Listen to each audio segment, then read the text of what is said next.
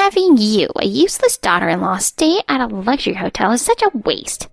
Her mocking laughter rang through the phone, leaving me in shock. Her arrogant attitude and her disregard for me brought a surge of anger. She always treated me like I was worthless. But this time, her treatment went beyond all limits.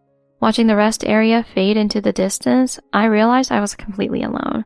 Just moments ago, I was with my family, and now I've been left behind. The mixture of confusion and fear washed over me, yet her cold words still lingered. You, who just sit around the house, don't deserve to stay at a hotel. My chest tightened. Despite my hard work, she never recognized my efforts. I actually ran an inn and managed everything with dedication, yet she seemed fixated on shattering my self-worth. I could hear relatives laughing on her end, amplifying my isolation. Her influence had turned the whole family against me. Even my husband wouldn't defend me. I felt anger and sadness sweep through me faster than I could process. The humiliation, the disregard, and now this outright betrayal. Her twisted face, her eyes filled with contempt, her obsession with pushing me away. It was all too much to bear. Something inside me snapped, and in that moment, a decision was made. No more tolerating this.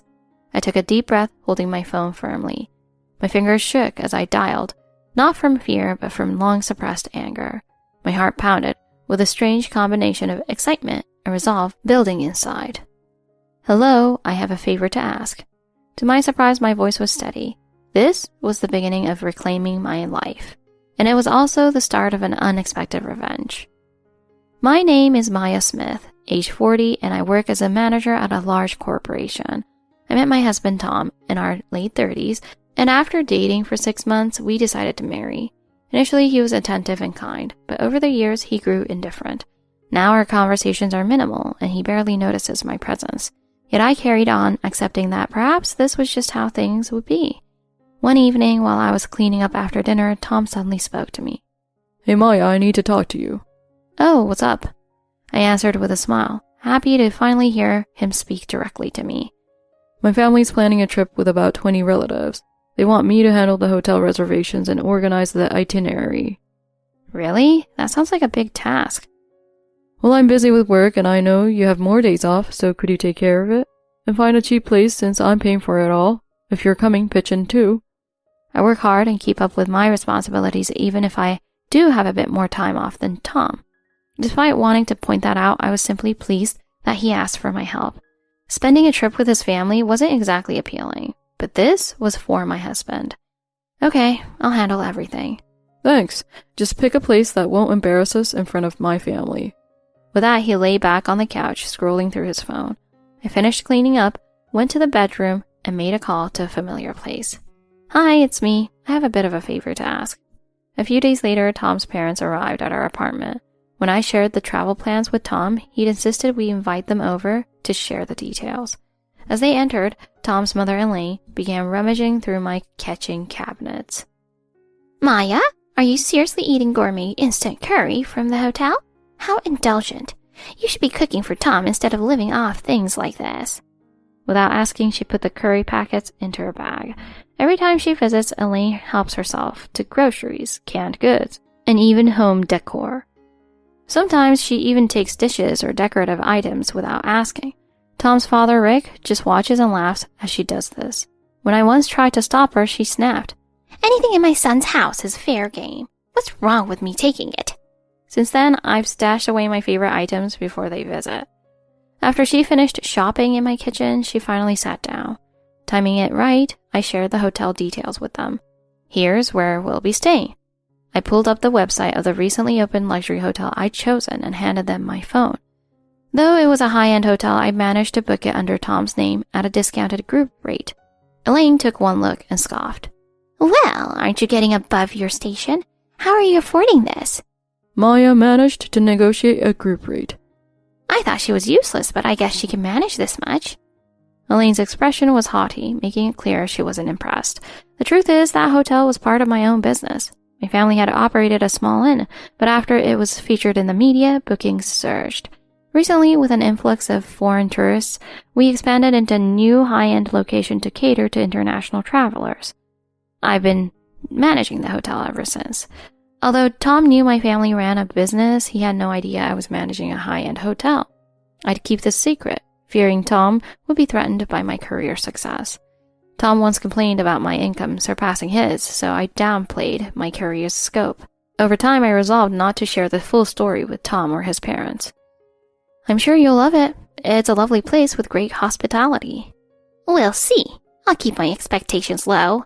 Speaking of which, since we're here, let's do some shopping and maybe grab dinner at a nice restaurant. Ignoring my offer to prepare a meal, they left shortly after. The day of the trip finally arrived. Tom, his parents, and I set off in his car, planning to meet the rest of the family at the hotel. Tom's mom, sitting in the back seat, couldn't resist throwing jabs. Tom, isn't it time you replaced this old car? You shouldn't be driving around in something so shabby. I'd love to, but it's not in the budget. Oh, I'll pay for it. I can't stand the idea of my son driving such a clunker. Really? Thanks, Mom. Of course. We'll go to the dealership together next week and pick out something impressive.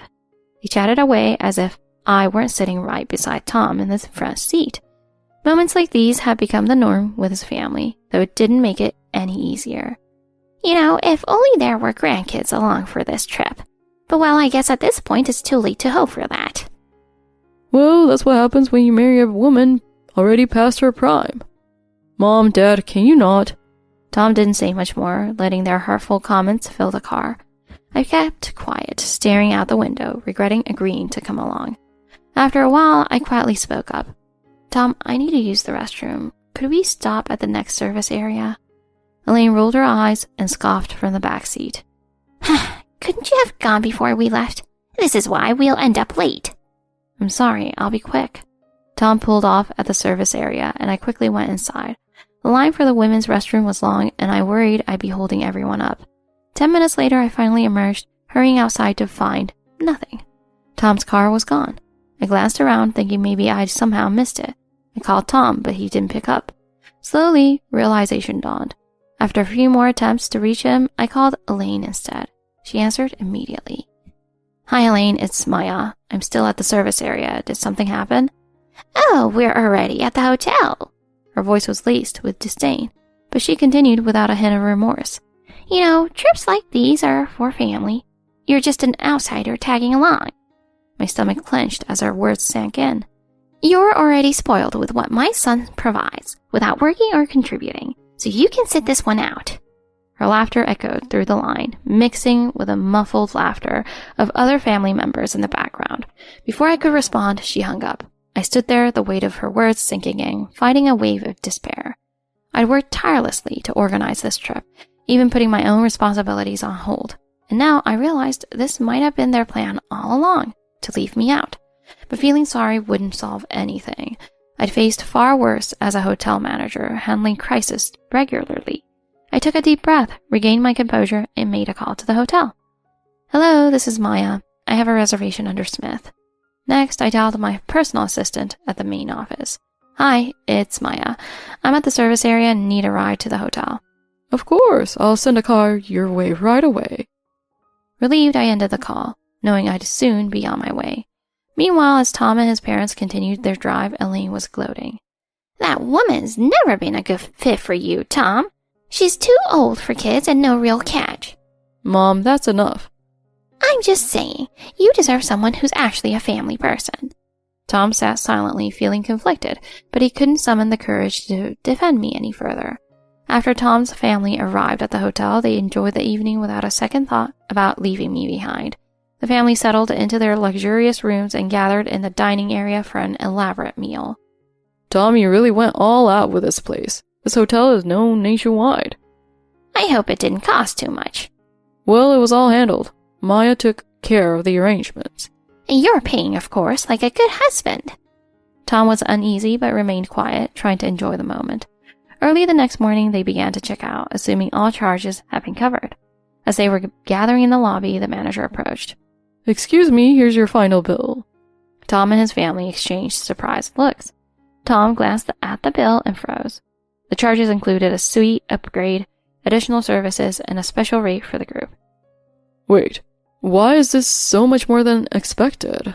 I thought everything was handled with a special rate. I apologize, sir, but the discounted rate was only available with the presence of the owner. The owner? Who's that supposed to be? That would be Maya Smith, your wife. At that moment, Tom's face fell, and a hush settled over the family. You mean Maya owns this hotel? The manager nodded, completely professional. Yes, she's the owner. The special rate was voided when she wasn't present, so the total amount due now is $20,000. Elaine paled, gripping her purse as if holding onto it could make the charges disappear. Tom, do something. This must be some kind of mistake. Tom, flustered, stammered. I didn't know. I didn't realize Maya was the owner. The manager held out the bill with a steady hand.